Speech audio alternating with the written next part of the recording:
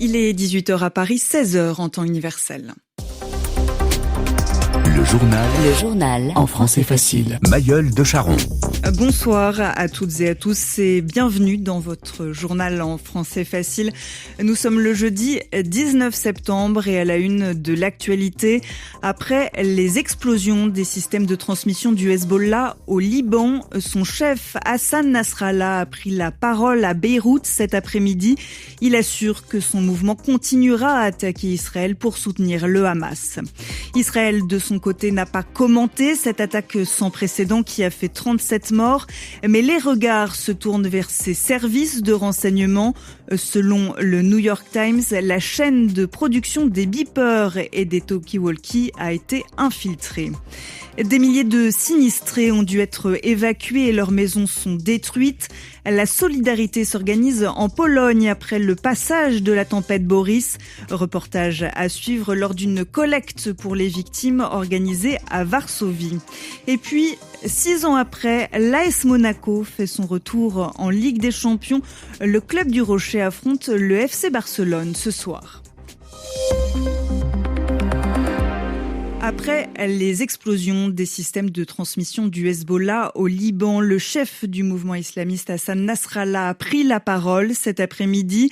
2 jours de suite, mardi et mercredi, des explosions simultanées, c'est-à-dire en même temps des beepers et des talkie-walkie utilisés par les membres du Hezbollah ont fait 37 morts et 3000 blessés. Ces explosions ont lieu dans la banlieue sud de Beyrouth, dans l'est et dans le sud du Liban.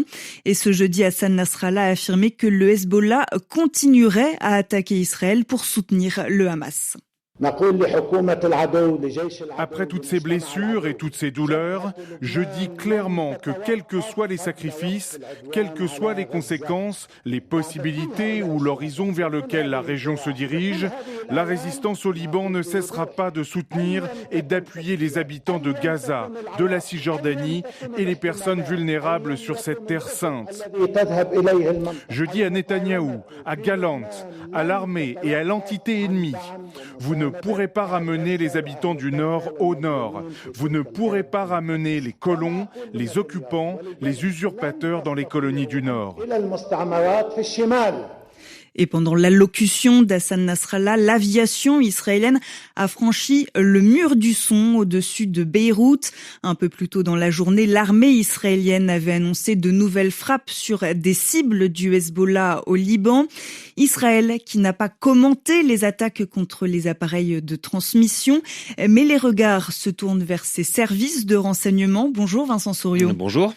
Selon les premières analyses, le Mossad aurait infiltré la chaîne d'approvisionnement des talkie-walkie et des beepers du Hezbollah. Oui, selon une enquête préliminaire menée par les autorités libanaises, ces appareils piégés étaient préprogrammés pour exploser. Ils étaient officiellement vendu par la société taïwanaise Gold Apollo, mais en réalité produit par une entreprise basée en Hongrie. C'était en fait une façade israélienne, en tout cas c'est ce qu'affirment des officiers de renseignement israéliens interviewés par le New York Times. Selon ce journal américain, au moins 2 autres sociétés écrans avaient été créées pour masquer l'identité réelle des personnes chargées de fabriquer ces appareils de télécommunication. Cette société basée en Hongrie acceptait des clients ordinaires auxquels elle vendait des appareils ordinaires, mais selon le New York Times, le seul client qui comptait vraiment, c'était le Hezbollah. Leurs beepers étaient fabriqués séparément, leurs batteries contenaient des explosifs, selon ces 3 officiers de renseignement interviewés par le journal. Le matériel aurait commencé à être expédié au Liban à l'été 2022, en petit nombre, mais la production a rapidement augmenté après que le chef du Hezbollah, que l'on vient d'entendre, Hassan Nasrallah, a décidé de bannir les téléphones portables susceptibles d'être piratés par Israël. Merci.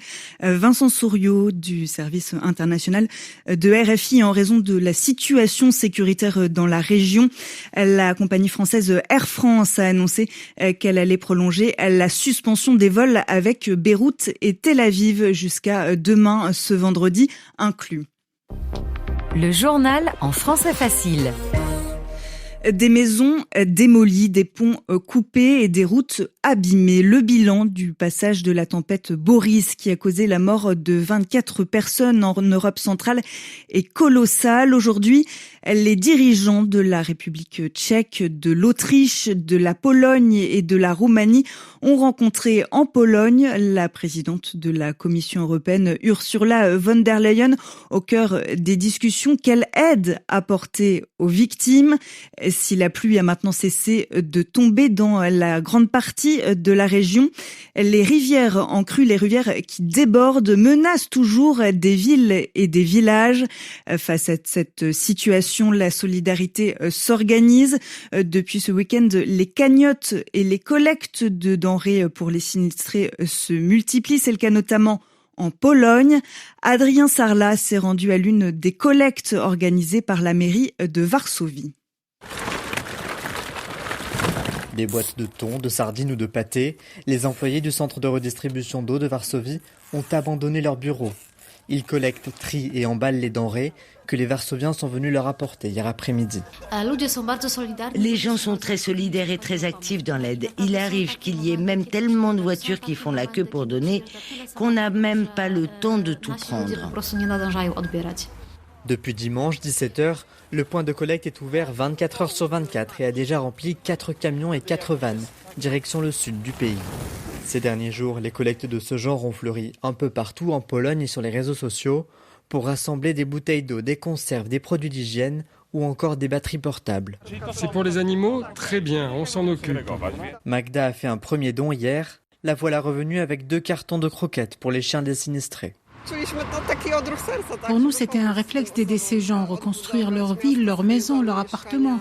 Ça va leur demander beaucoup de force, de travail et d'argent. Le gouvernement polonais a promis 234 millions d'euros aux sinistrés et a soumis hier une demande pour recevoir une aide du Fonds de solidarité européen. Adrien Sarlat, Varsovie, RFI.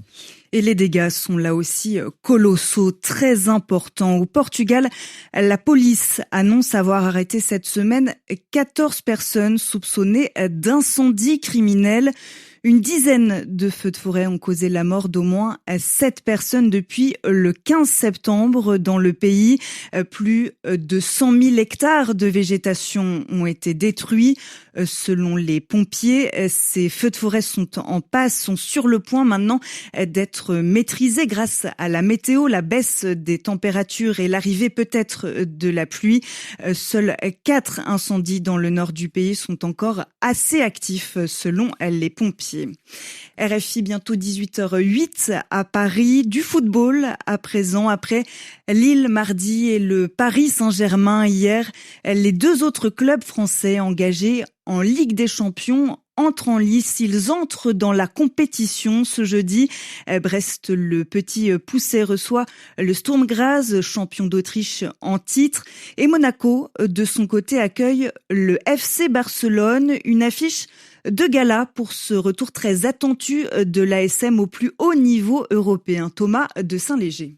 6 années sont passées, 6 années sans Ligue des Champions, une parenthèse bien longue dans l'histoire de l'AS Monaco. Et encore, le dernier souvenir est celui d'une campagne bâclée. Un match nul, 5 défaites avec quelques corrections au passage. Indigne d'une équipe habituée à beaucoup mieux. 3 fois dans le dernier carré depuis 1998, finaliste même en 2004. Le club du Rocher n'est pas un géant européen, mais il a son statut de poil à gratter, de petit capable de grandes épopées. Et pourquoi pas cette année ? Le parcours ne sera pas facile avec ce match d'entrée contre Barcelone, des déplacements sur le terrain d'Arsenal, de l'Inter Milan, mais la nouvelle formule laissera des ouvertures à un groupe cohérent où se côtoient l'expérience des tauliers, Kerrer, Zakaria, Golovin et l'audace des jeunes pépites, Akliouche, Benseguir, Camara, la vieille recette des bons crus du passé et un mélange déjà efficace cette année. En championnat, le départ est bon avec 3 victoires et un nul et puis on sera rappellera de ce match de pré-saison remporté 3-0 à Barcelone le mois dernier. Simple match amical certes, mais les Catalans de Koundé, Yamal et compagnie en étaient ressortis les joues rougies et assez impressionné. Thomas de Saint-Léger. Le match est donc à suivre à 21h heure de Paris, 19h en temps universel. C'est la fin de ce journal en français facile. Merci de l'avoir suivi. On se retrouve demain à 18h heure de Paris.